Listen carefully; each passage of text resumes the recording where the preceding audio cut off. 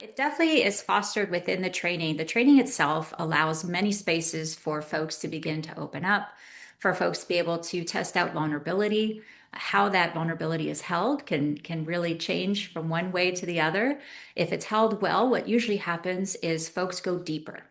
They see that they're not alone.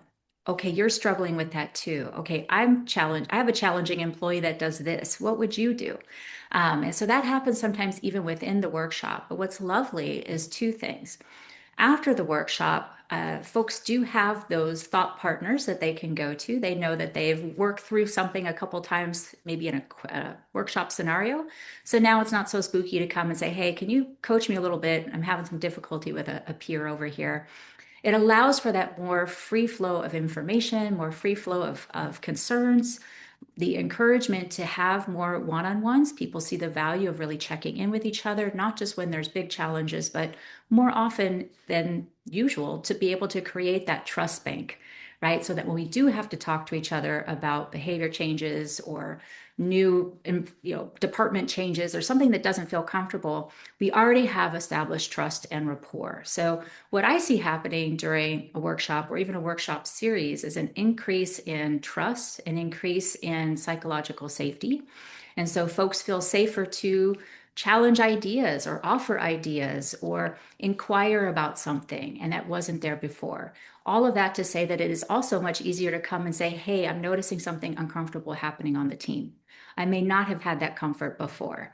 And so creating these doorways or pathways to richer conversation, more meaningful conversation that allows people to feel seen and heard on both sides.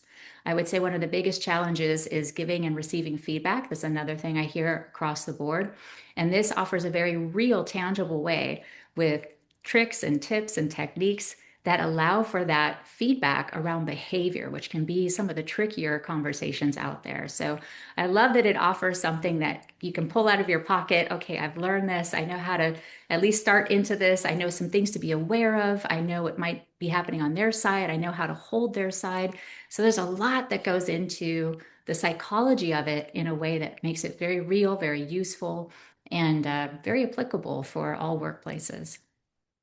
I think community is the right word. We spend so much time with our workplace teams and with the people who we exist, maybe one outside of our workplace team. And so, how do we form a community where we want to be with this person? And more importantly, how do we form a community where one of us drops the ball a little bit or lets one of our colleagues down? And how do we call that person in a way that allows for individual and team growth? To me, that's really the definition of trust that Tony was getting at. And what can be really built when we focus on helping people become upstanders. Community happens, but great community doesn't just happen. So, how do we create great community? I think it's with the intentionality that this work really provides.